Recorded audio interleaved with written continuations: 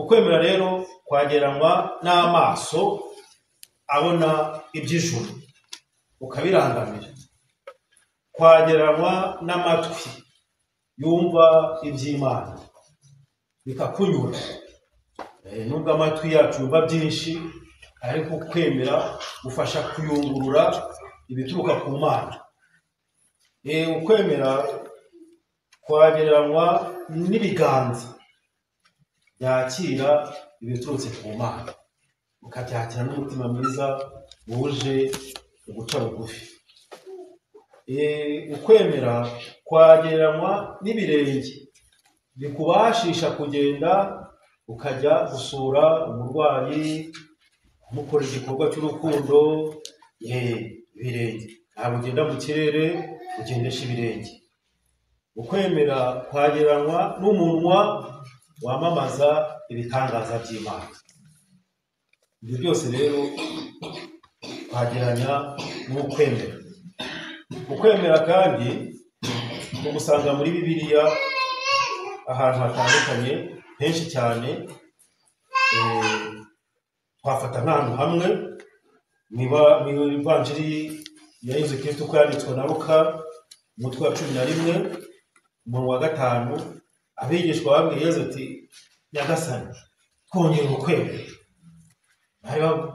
Barisuzumye basanga ukwemera kwabo navuga ngo nta mpamvu bwo kwisabira ati, Nyagasani, twongere ukwemera. Ibi ntego rero yo kusanga Nyagasani gatwongereye ukwemera. Nanone kandi muri Bibiliya hagaragaza uburyo Yezu yagiye akiza abantu agendeye ku kwemera kwabo. Muzabyitegereze neza murabyumve. Iyo yakizaga umuntu yaramubwiraga, genda ukwemera kwawe kugukijije. Atagufite ntabwo akira. Genda ukwemera kwawe kuragukijije. Wa mugore wari umaze imyaka 38 amaraso akagenda agakora ku gishura cya Yezu, Yezu akabimenya. Hanyuma ati, nkozeho. Umugore akaza yikubita hasi, Yezu akamureba, mwana wanjye, ukwemera kuragukijije. Kwa Yayiro ajya gusura kuzura umwana we, Yayiro nawe ati, Nyagasani, nubwo ndi umutegetsi, bitaba aho nanjye nubwo ntegekwa, bite nanjye aho ntegeka, nabwira umwigenda akagenda, ari ngwino akaza, ariko umunsi ntuwinjire iwanjye. Yezu agenda kuri iryo jambo akunze gukoresha mu Kiliziya nyine iyo tugiye guhazwa, Nyagasani, simwe kwakwinjira mutima wanjye, ahubwo uvuga ijambo rimwe gusa, roho ubone gukira. Mwiyongeramo roho, mu roho yanjye ubone gukira. Ahubwo uvuga ijambo rimwe gusa, ubone gukira. Ni amagambo ya Yayiro. Uvuga ijambo rimwe gusa, ntugere iwanjye, ujye umunyabyaha, umwana wanjye arakira. Yezu koko arabyumva.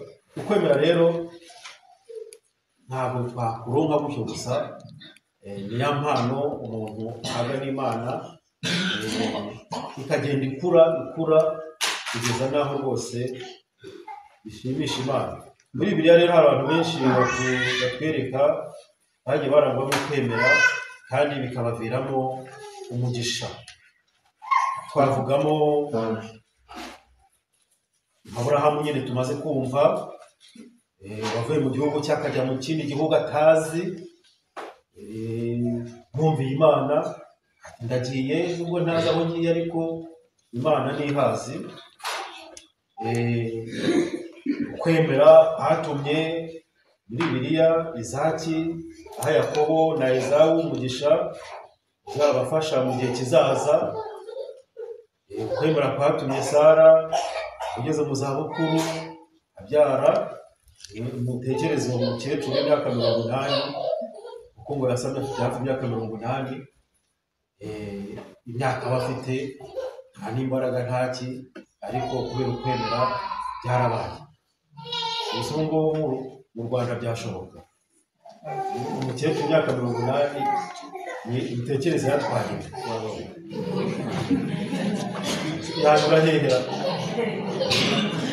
Abantu benshi bari batekereza bati byagenze bite.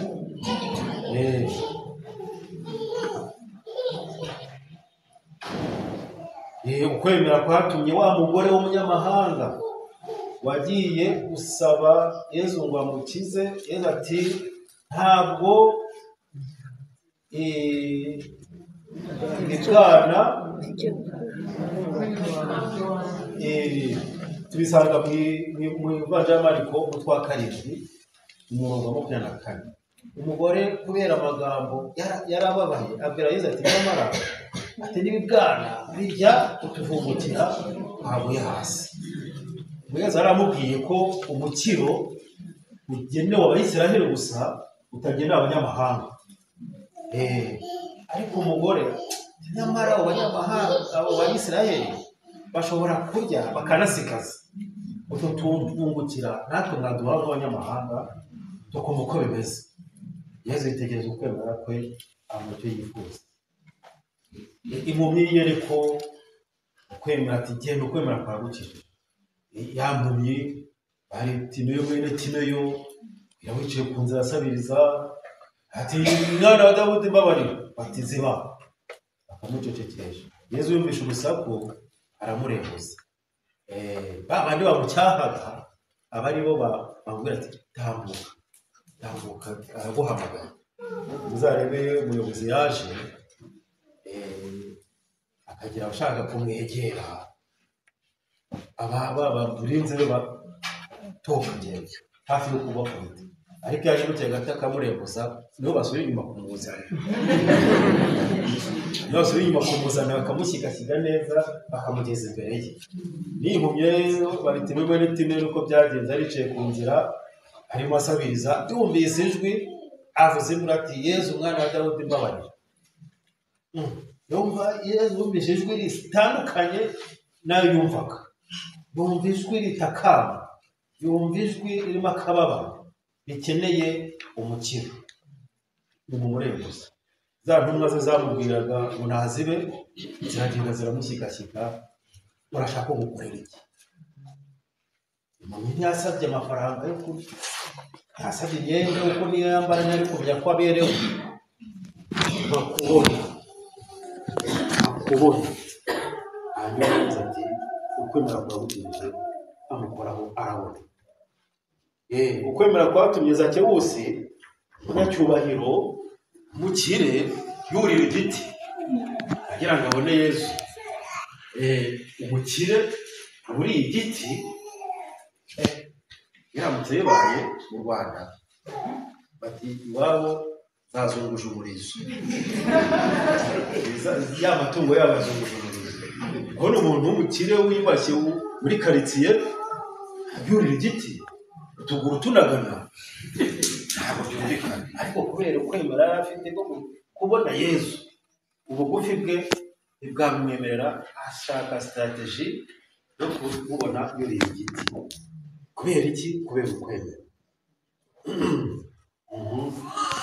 Ukwemera kandi kwatumye Bikira Mariya yakira ijambo abwe na marayika azabyara umwana w'Imana.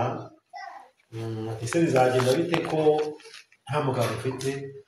N'umutatu bazakumanukiraho kuburikiye mu gicucu cye kandi muzabyara zitwa Nyirijuru. Bibiliya rero itwereka abantu bagiye baragwa mu kwemera ku buryo abafatiraho urugero ukubaka ukwemera kwacu. Sinawe kwibagirwa Sawuli wari warayoboje abantu za kiliziya asenya akubita yica. Hanyuma kanya gato Yezu akamubonekera ati ntutoteza. Wari Sawuli akabahindutse Pawulo. Hanyuma agatangira kwamamaza inkuru nziza y'uwo yatotezaga. Hari aho bivuga ko ati narayoboje za kiliziya zose mari abantu ku icumu bafungisha atari ku munsi mbonekera byahise bihinduka. Ahandi twasanga ukwemera rero ni mu ndangakwemera. mu ndangakwemera kiliziya nyine wumva n'ijambo ryari ubwabyo birabisobanura. Indangakwemera kiliziya usangamo ingingo 12 zigize zibumbatiye ukwemera gatolika. Izo ngingo 12 rero izo turirimba ku cyumweru mu ndirimbo ndangakwemera, izo tuvuga mu isengesho ry'indangakwemera, tukabirwa turuhutura cyane, ahubwo tujye tuzirikana n'amagambo arimo atuma dushimangira ukwemera kwacu. Iyi sengesho rero ni nka imune ya kiliziya. Imune ya kiliziya nuko igihugu kigira indirimbo y'abahize igihugu, kiliziya indangakwemera ni imune yayo. Biratangaza rero ku cyumweru iyo padiri avuze ati muhaguruke twamaze kwemera kwacu, abakristo bamwe na bamwe harimo n'abakarismatike babona umwanya wo gusohoka bakajya kwayura, abandi bakabona umwanya wo kujya kuri tuwarete, abandi bakabona umwanya wo kujya ku mutabi. Kandi ubundi iyo ndirimbo tugomba kuririmba duhagaze, kuko ababwira ati muhaguruke twamaze kwemera kwacu. Ukwemera kwamamazwa duhagaze, ntabwo kwamamaza wicaye. Iyo ndirimbo y'igihugu izandi turirimba duhagaze, muzicara rero muzamenya aho utambika. Donc iyo ndirimbo turirimba duhagaze. Iyo dushatse twajya turirimba dute tuti emera ko Imana ari we, nk'uko abasirikare babigenza. Ariko rero ugasanga abakasimatike bawe arasohotse ajya konsa umwana, agiye kugira gute, ukwemera si ubwo tugiye kwamaza n'ukuri. Ntabwo mu ndangakwemera rero ziriya ngingo 12 zigize ni ngombwa. Ahandi dusanga ukwemera rero ni mu masakaramentu. Amasakaramentu burya tuyahanwa ukwemera. Bitabaye ibyo ni ikinamico, tukaba tuyahawe no kurangiza umuhango kugira ngo twikore iminsi mikuru, tunywe turye, nta kwemera kuri uhereye kuri batisimu ukagera ku gushyingirwa, yose bindanga ni amasakaramentu aranga ukwemera, sibyo? Batisimu itwinjiza mu muryango w'Imana, penetensiya idusukura, ukarisitiya duhabwa umubiri wa Kristo, ugukomezwa kutugira abahamya, guseba kw'abarwayi mu bubabare dufite tufatana na Yezu Kristo ku musaraba, gushyingirwa tukabyarira kiliziya y'ejo hazaza, ubusaseredoti tukabyara kiliziya mu kwemera. Byose turangwa no kwemera, sibyo? Amasakaramentu yose rero duhabwa ntuzarakinishe, burya arakiza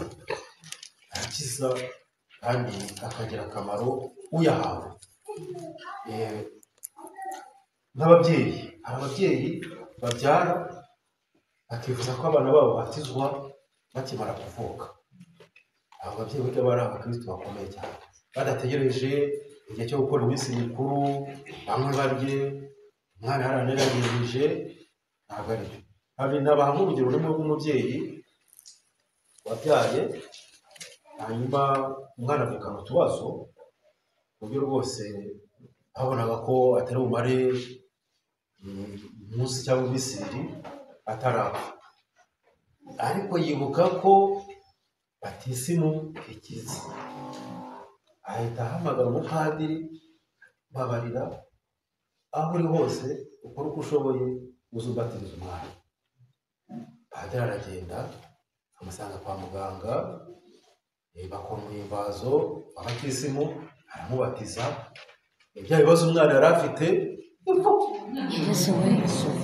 bihita biguruka, umwana atangira guhumeka atahumeka, umwana atangira kwinyagambura, yari ameze nk'igiti. Umunsi wa mbere urashira, uwa kabiri urashira, ukwezi kurashira, umwaka urashira, ubundi nk'umiga muri Galileo. Kubera iki? batisimu abavuga rero ngo amasakaramentu wapi burya batisimu ni isakaramentu kumenya n'andi yose rero ahandi rero tugaragariza ukwemera ni mu masengesho tuvuga ntabwo tuyavuga kubera ko twafashe mu mitwe, ntabwo tuyavuga kubera ko twabitojwe n'ababyeyi, ahubwo tuyavuga kubera ko atugira akamaro kuri roho. Dufatiye urugero nk'igitambo cya misa. Igitambo cya misa buriya ni isengesho rikuru tugira muri kiliziya. Wahimbaje igitambo cya misa n'umutima wose burya abasenze byuzuye. Abakarismatike musiba misa burya sinzi icyo narijya kubika, ntabwo muri bo abo muri nyuma ya kiliziya nyine. Abakarismatike basibye misa abo ujya kumva ngo nagiye kwahira ubwatsi bw'inka ndebye ku isansanga nakererewe ndabyihorera nta n'isoni wakerewe uzinduka kare